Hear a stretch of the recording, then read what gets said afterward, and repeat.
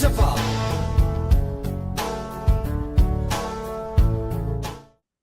Tuni, kukineu sen bezo sen bon chaven lem na hipin Tuni in jong a holim na hin bol lo hitin Tuni a in holim video a hila ko tu join secretary pu Lamminlun Singsit ama hi ho piu hitin TOLLAIPAO meet ti chu I het deu a hin TOLLAIPAO meet ki ti hi ipi ki seina ham atup atoi pi ham ti pa hi mi tampi a het lo jong im mai theu a hi in chule kampo pi district sunga nammi pi te din mon ipiham meite government tha sim na ding chungchanga hi ko tu din mon ipiham ti ho chong hi hin do deu hin tin tu hin phat la saw lo bin ki ho lim naw anapano hi tin thu do na za chum chum ho jong in nei di wa hi ai le sapa pan hi tin ni ha pha sapa Nilhapa. Sapa tu chung hi mi tampin inampin akine pi adi na kangui tilahan kampopi district sunga cheng inam mi pi te ho hi akipa theile avin chule I chanham khatna kampopi district sunga khan to machal nawang au mo ngi tu chung gal hi I chanham khatna ki gen thei han lang again thei ha sa hi kampopi district a hi ti jong lew han hi chi igen the I ha sat na zal lo wa hi kukinam sunga ki lung to na le ki lung khat na wang hi I chanham khana hung do tai ti ho hi akimu in chule tu nai cha zan hi a hung ki chai pan TOLLAIPAO meet kiti 2026 hi ama sapian jong a hi in tu ni chan ge ya hi koima hi chi TOLLAIPAO meet ti a hi a he thim lo lai jong ding ka ta sanin hi ji chun ama sapian in question chu a hi le TOLLAIPAO meet kiti TOLLAIPAO kiti hi amit chu I het so ke hen mit za chom jong imang jivin I het deu ka ta sanin a hin la TOLLAIPAO kiti hi anaki jang khapo in na pau lui lai ho pau lui to akilovin hi ji chun tu ni a he thim nai lo ho dinga hi TOLLAIPAO ti chu ipi ki seinam ti hi a chom kim lam thei pe na niau cha ni hin hel chet thei dam Kipao me. TOLLAIPAO tu sim isay masang hin niyaw kat background ka say no min. Iho kiging man lo wa namgal in ne ba. Kumni langwal hi himchi wa hin igamsung wa hin Manipur gamsung hin president rule ahong min. Hitse hin alanglanga kap tun ho dong niyaw kat ahong timin siting le kina ake saw ho niyaw kat ahong timin. Siting le army siting le center force in nasata adulahin bol ji hin masanga gal kho la ya I bol thei chan ki bol thei lo din mun yong cho hung thungin ichita kelona hin gal hung ki pana gamgi nga ana pangjing volunteer ho hi di chun minimize aki bol zip men ai chu a kho dungzu ya su kalki thei dinga chu minimize ki bol a hi ai le chita kelona hi volunteer ho hi ipam ama to thei chiteng le ama kin le donga chiteng le insim to ding ai lo le ipipama ha aboy le volunteer ho zo se hi coordination hi hongwat kha in chiteng le ama ho kilung het na chiteng le ki het to ne jong hongwat khan ichi a hin ama ho hi khat ve hi ki su khom hen lang hi cha chun nam ngai lut na chiteng le namadinga atha bi a pan ala na banuwa nasata pan an la zom ki thena diu lang pa hin ki hilna chuten le kitil khonan ke manghen lang misi volunteer ho ki khom to ki hlona hin amo ho thanuk thena dingin ki chep gol si yang hi bol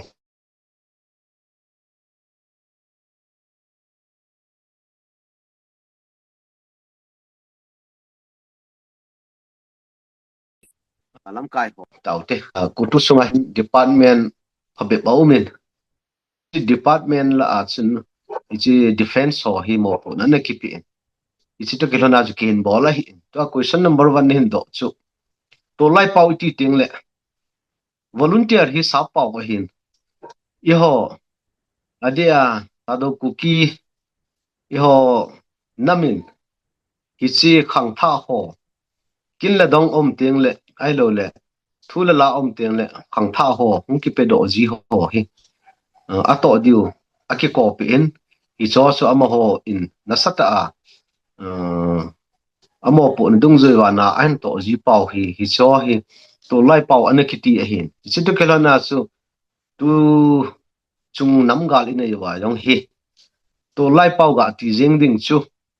a pau dang mang ho dinga su he the lo diu hi ja su nam ki tu na dinga su sa pau iman wa volunteer iti wa hi ki chi to lai pau nam volunteer khang tha ki pe do ho hi amoy khat ve su khom hitin golno bol piu hitin nam ngai lu na nationalism chiteng la patriotic feeling hi cho hi anei theina diwin til khownan mangu te ti ja su tu chunga hi to lai pau mi 2026 ti a lungjang khumana humki gong a hi Okay. kangpupi adia kangpupi district hi pathenlung se nin tu ni chan ge hin unified ta inwang akiki wai homi ako tu yong hi kangpupi district sunga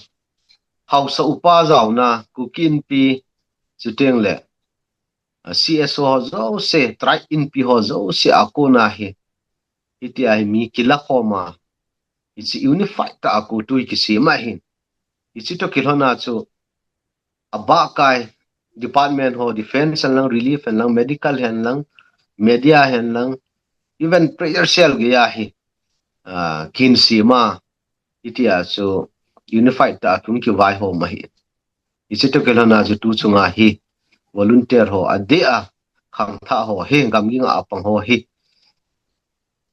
tu chan ge ya pan an la nau ba na chu ata se na lo diwa lung khat ta khat na gam gi anga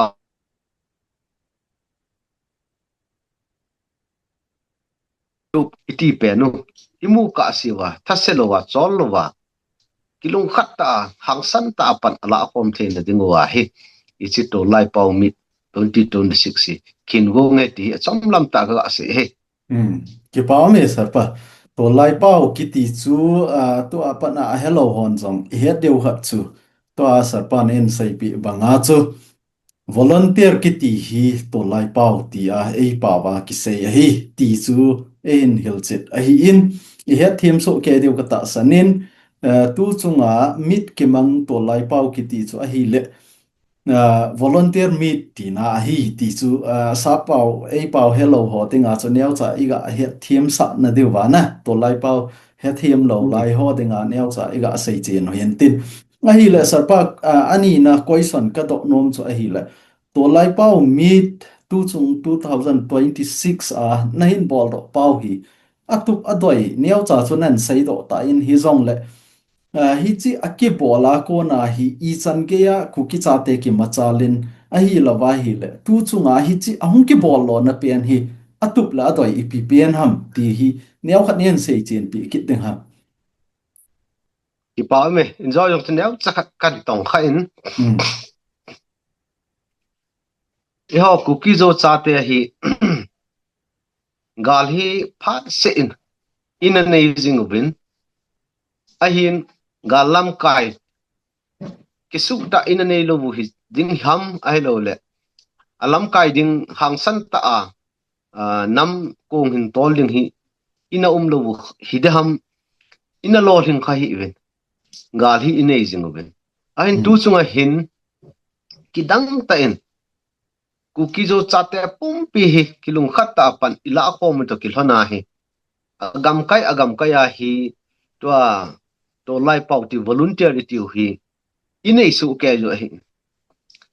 kangpopi district context a hin area hi som lagu defense area defense hi som lagu paumin ichi area defense ho zo se akona so ama aman volunteer training api a volunteer hum ki sin ho zo se hi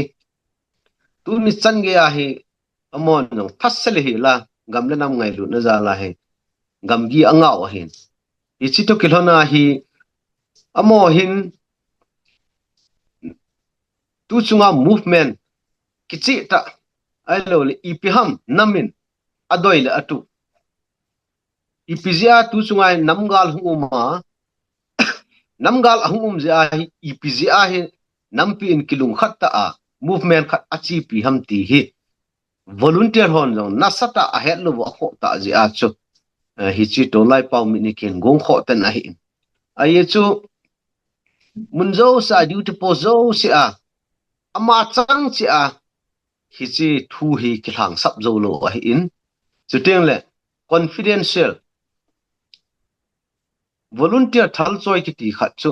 thang phonga mi pi mi ho zo sela a plan strategy a hello a hele technique azat zat ki hil na pa hi thang phonga ki bol thelo a hi a he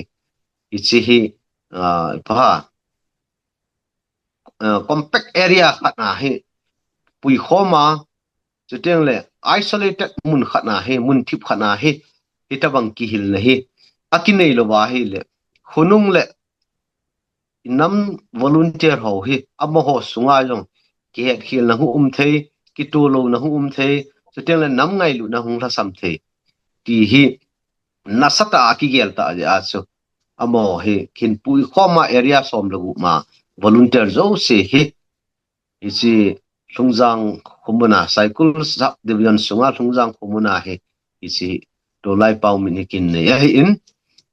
akituk pen chu inam movement hi ikipat be mu hi in alol hin na ri saw ta wa na lai hi ji a he nam volunteer hon jong hi chi pa hi a he no wa tu sunga kanam kana kanam gen the na chuteng le kasupi ilai tamta in athisana muchi atu kolaweng tamta in lo tamta kinda la ki hala hi chi ho feeling hi avela anei ki no wa hi cha ku na so am ho nasata hom ki ti lo wa nam ngai lu na tha ba an nei ki no wa hang san ta igam ida ha sa ho hi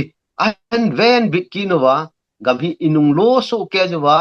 ilung tumu separate administration iti pau ki vai hom na tum imu ka wa he amo jong lung halowa nam ngai lu na nei puma hang san ta pan an la zom jing theina ding wa he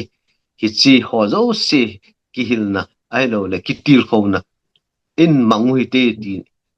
akide sa ji a chu hi chi TOLLAIPAO min hi tu chungai ko tu ma kai na kin gong he ti chu ipite ho zo se ding a samlam ta khan se he ki pa om le jeng e sarpa ai le na in thu sei na a ko na chu thu khat ga do be leng sarpa tu chunga area som la gup au men ti chuna area chom chom e som la gup au min hi chi som la gup a volunteer zo si chu ki ko kho me na ti a hin a khuti a hi le hi chi som la gup la chu tu chunga hi unified command umam a hi lo vai hi le ama area a leader ho chun avai hop jiang ham a hi lo le kampupi district sunga chu ko tu in alam kaya unified khatna sim wa hi chi dungjoya chu vai na hop moham a hi lo vai le a area bo wa chu ki vai po ham neu khanin sei che pi thei da ham ki vai hop na dan su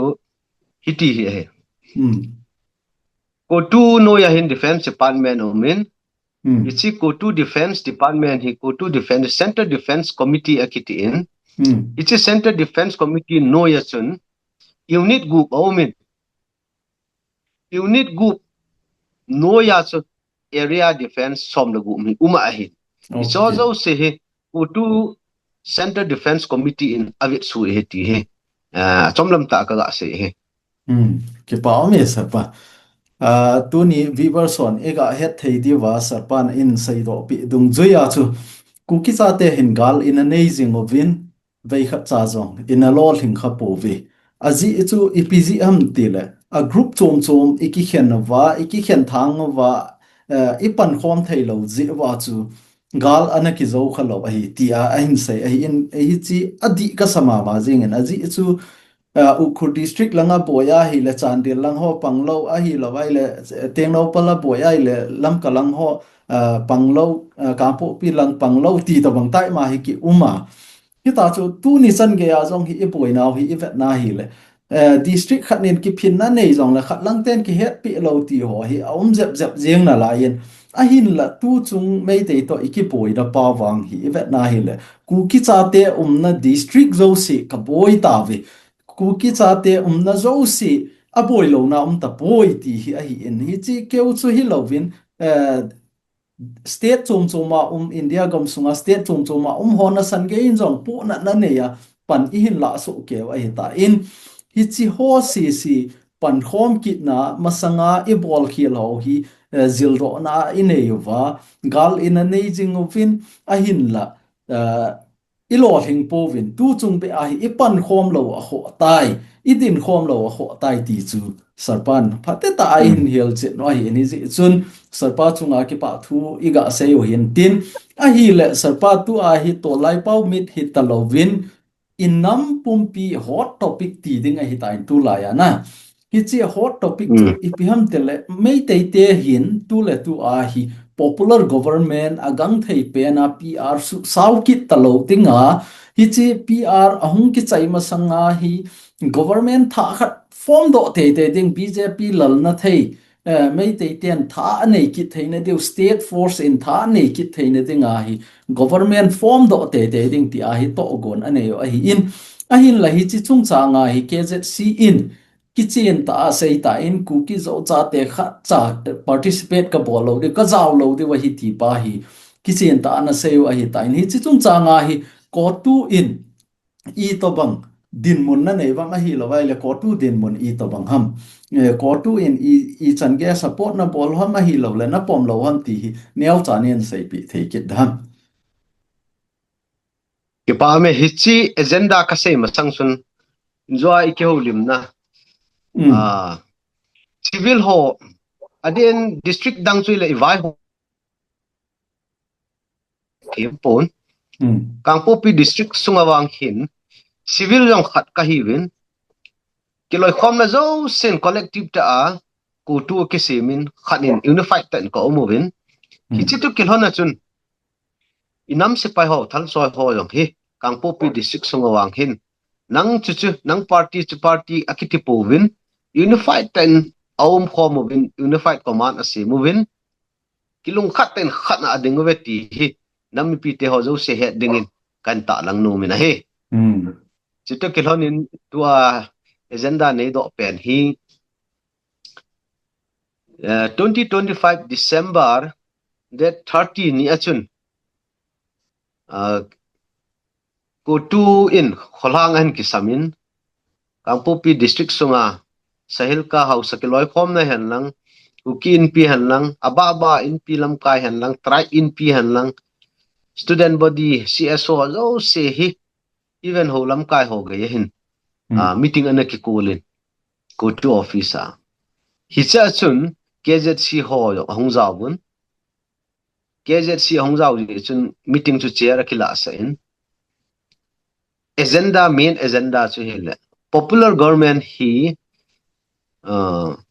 central government in nasata simdinga anno hi ta ji hin asema ipan diu ham I don't ipan lo diu ham ti chu main agenda hi hi cha chun aki khom CSO lam kai zo se chu khat khat na ka ho le movin ka bon chawin kilung khat ta in hi chi popular government in dal ha saw mail he majority mail he te vai hom na cheng thei kai ta po ve san wo zong phaten kamu po vin chuteng le nasat in sugen thei na ne jovin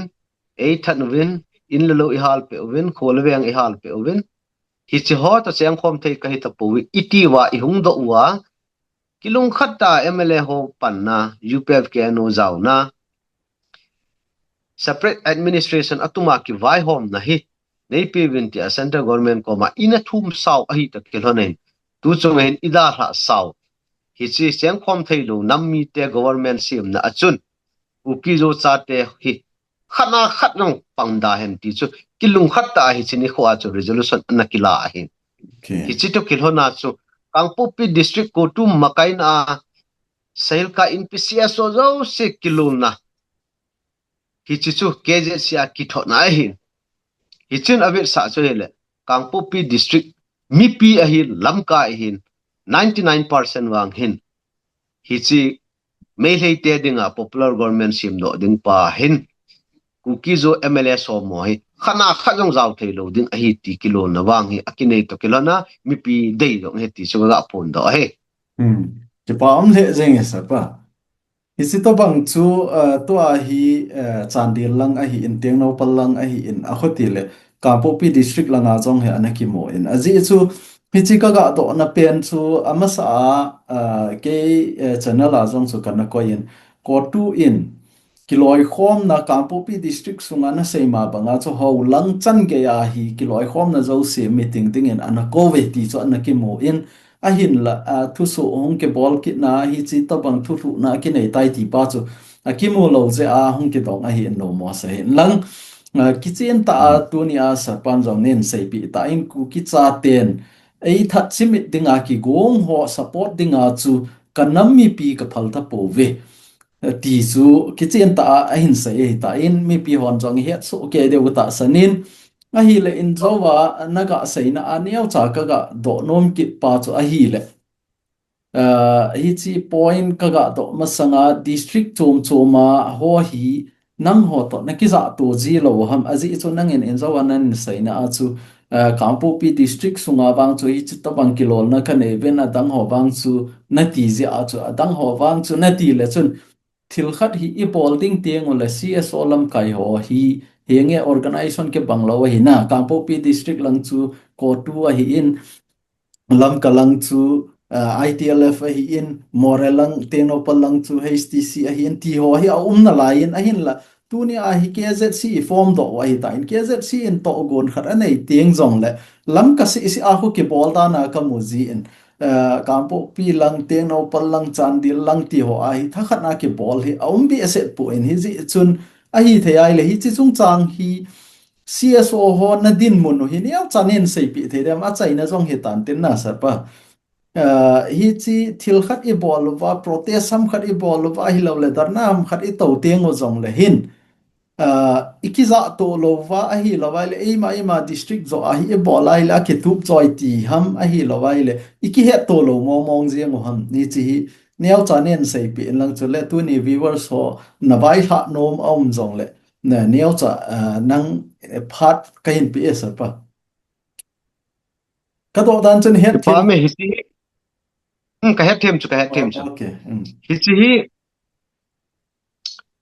koi ma ka dem na wang hi lo ding a hin kan se hi mi pi te an ngai hon do na ngai khel lo di win kang taw na san KZC in form masang wa hin ITLF in lamka chu chanpur hoi ten vai a homin HTC in more ating no pal patasan vai a homin I take in Terzor ziri Lamminlun lang hoi ten vai a homin Southern Hills Kangpo Pi district hin kutu in hoi ten vai a homin hi chi phak la ya chun hoi ten coordinate ana kiki bol zi in hitabang khat lungyal akine ye ipinagel wam ti ana kiki dong tu zi in ai som khat zo hin yo civil society organization ayong hi nama dinga hi ai pa unified khat common political platform a iman diu khat isim lo kho ta in ti chen UPF ke nu makai na in KZC hi in si moving KZC in sim do phanu wa hin ki hon individual tega khana ko tu in direct in HTC a hello le ITLF hello la ITech I to ki ho to a thil khat ga bol ji om ta pun ai chu common political platform ma manding khana KZC mo hi ta ai chun ale KZC a ki thu ji hin KZC sun hi chi common na dinga nationwide na dinga protest and lang ai lo le saying bol ding ho zo si so mo pu na hui kha in ichize hin ama ho hin nasata in akingan si zin hichia kaga sei num hi KZC ho yong hi neu khat om nau ki gam la ji ham mun chum choma lam kai a hi je u ham coordination ni wat danin kamu ye chum masanga KZC masanga chun protest kat boluti ti on le ga ki ho le muntina akibol khom yang thayin gang ta in decent akila thayin gang ta in practical ta in na akitong do thayin tun KZC pha na hin ama hoila overtake akibol thei pun I bol nom khat jong separate administration movement hat theina ding lol hin theina ding masanga anaki bol follow up ga bola central government pressure ga bol ding to gon tam ta jong lunga kun ahin hi chu akibol do thei to bon hi chi phamo ka sal he jengin ai chu KZC lamkai ho to lamkai ho hi gal hung ki pana nasata movement chu ahan ju yuwa hung lamkai ahi lo je over hin hichi study ahan bol mi pi to lamkai to MLA ke ka MLA to UPF ke ka hi so study ahan bol an deu pha ni alu le zengin ahin ITLF HTC ko tu ki ho so hele galung ki pana asat jong ki thoa adap jong ki thoa gente jong ki thoa ana jong ke a mazo se chu kin tu hom a hi ji chun ipi ibo lai la phachu tu ai phachum de ham ai lo le hiti a hi I cho na hele ikilam kai naw masal the ti pa ki he a hin to lam kai tha ho hin hi chi ho feeling chan chu ananei lo je wa hin ipa action pa he a slow he zengin ichi phamo kasan je hin ahi thea hele tuni hin nin do ngal hi le zaum ta KZC lam kai hoyong nasata ai chu CSO ki loi khomna mai hitalo hin namgalin gal committee ki in gal nei ki ti chu zan thum lo sun thum lo jingka thum lo vai thum lo aso dung ju ya chu gal to ki to na ki to nga hin hi chi pa hi ama hon jong nasata al hai zo wa ato zo wa kapol diu district ho zo se kapol de pa sa kapol diu hi ama ho hin ei khat ei ko mu pi o han lang program sim jing o han lang separate administration movement hat theina ding chitelan nam kilung khat theina ding government pressure ball jing pa hi nasaten ama ho jong hin ipiha nasaten point ki si mo han lang planning hi chi pa hi hatta si in hitihin relay time hin kichi jeng le mi pi yong hi thadai lo ding chutel le volunteer ho yong kitil housing ding chutel le nam ngai lu na pa hi I nam sungwa hi atha da ki khumjing ding I ho lam kai ho bin jong ataw naw hi hung tu che yen ding ma ha che diu hin ahin hi chi pa hi do the hi ben hi chi kapan he jengin masanga bang hin I movement hi ni si in chi thi han lang hi le ti hi keiman kalung tuk target pen so hin tun san ya kapu nat pen hi kapu nat le wang hin ka changa hi cho ka move thei tapon ize na hi thea le KZ jam ta KZ silam kai hon hi chi road map hi na sata in si mo han lang hi chi hi district zao sen hap ta se azui ding pa hi e peleuti hi ka taw na num pen hi Pambi ese esa pa nan thu sei a chaina lang chu kei long gel tong ki to le zeng in aji chu tu le tu a hi e ho hi separate administration del hi ben a hin la ito omun I danu I movement pa hi vet na hi akichat lo a hin to a keno UPF SOO talks bo hi nga a kimo to yang da na hi a umin an min sa ông kỹ thu ding imasanga hong ki lui ha ding bo hi nga da na hi ta ben apart chenga ken ka chen la ông ka ha sei cho hi la mi pi lam kai hon to gon ne ben lang ki phin na darna a hi lo lam zot ham sit in protest ham a hi lo vai le shut down ham lockdown ham I pi ham khe poi piam khat be government pressure ball theina ding to gon nei hi te kitile tu ni chan ge kum khat wal ding hi tan kan hlang sap nei pr sunga patnai kan sa ai tai a hen la koi ma san to gon anei point tu ni anangen zong kz silam kai ho tauna nain ball chu hi chu ken rong hoi ka sal he zengin na sei chu mi pin zong he thiam ding ka ta sanin masanga chu ama ama area lam kai uma hi in a hin la tu a hi in nam pi ki thu thu na dung zoya chu hi chi area zo se alam kai zo se hin ma pui ding le iza kaya mo po ding chu kzc a hi in hi ji chun kzc lam kai hon pan hin lawin lang hapta si la si le area hi chi district tina mo po ho homework ni hin pi win na ti chu kapomin hoi ka sama ma jeng in hi chi chun ai thei le kzc langai lam kai ho win zong alungu hin ge alu ven ten enam pi ha sat nahi pressure be ya I ma cha hi thei lo ding hi ti chu tunia viewers ho neu cha iga sarpana in sai ba na chu het thiam na dewa in sai wa hi in sarpa chaina tinga vai ha na no mi pi na nei uma vai ha point ni ka ne no me ola kanam chan khom pi district soma kadam chan khom pi ho kuki yo cha te ho kat taw ka tim na num so hi le tu chunga ko tu makai na inam volunteer ho to lai pau mit ti kitil khona kamanuwa kihilna kamanuwa nam ngai lu na thabe khang tha ho thu au ma in political movement no alot hin ka sia kilung khat ta pan ladinga hitia he ka kitil khonau hi chi program ka gun bangowa hin area district chum hozo sin zo hi chi tabang po gun hi inei su ke jawa ema mo pu na sunga namgal sat ding ho namgal do ding ho I buffer zone igam gi ho veng bit dinga inei I khang tha ho til ko na pa he langa ku tun ka nei bangowa hin district zo sin nei su ke ding in tunin kanami pi te ho zo se temna taw na ka hin nei jin chuting le tu chunga injo a very hot topic may te government sim do ding popular government sim do na dinga muntina CSO lam kai zo se mi pi hi yong le ki sei wal puntin 99% wang hi nom lo a hi in hi chi hi a hi the ya le nasata in kanami pi te ho zo se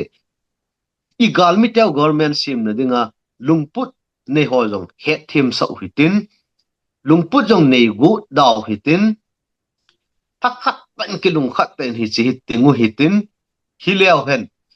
center government in jong kuki zo cha te wang akilung khat win athumu adimanu hi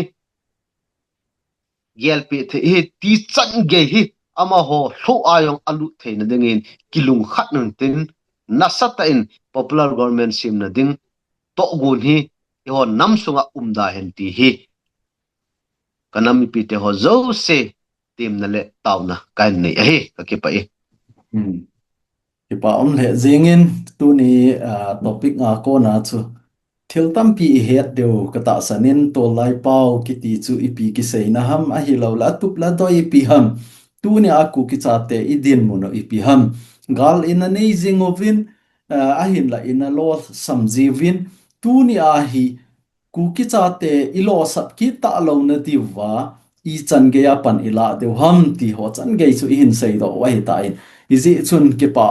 akisa in pu Lamminlun Singsit ama a ko na zong thu masanga in a her kha lo a hi lo wa hi le tu le tu a zong he so hon meeting a koi pau hi mi tampi boy a hi hot topic ti len popular government sim na dinga so hon meeting a in ko vai le hi chi mi pi lep na dinga a hin bol kit no hi tan te ti ho chan ge a hi a cha cha sei loi zong u movin hi ji chun tu a sarpan in sei banga chu mi tampi 99% in ki dei lo wa hi ti pa hi thieng se la in sei do a ko da jong chu ku ki cha te atam zon hi chi a ki dei poi ti chu he them deu ka ta sanin tunia hi aman a phat nei hi zong la apartment luta in pi a phat chom cha I hong ki ho lim na wa a hun la apart te cookie news a ding a phat hin pe pula melon chunga jong ki pa thu seivin a hin ngai ha ho zo si chunga jong ki pa thu kan sein tu ni a hi chi to bang inam sunga lam kai khana ko na lungiel za chom chom iga za thei za lovin a hin ve zo si zong na bon chawin pathin in phat thei na bo vel ten sarpa nangin zong na phat man tam ta nen pi je en ka ki pa e ichi chan chui tan te ke pa e ke yong dam sau à nin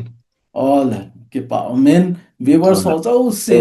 e kit ai cái mô tô kit cả xe viên phát hiện nên phát thấy bộ dình tàu han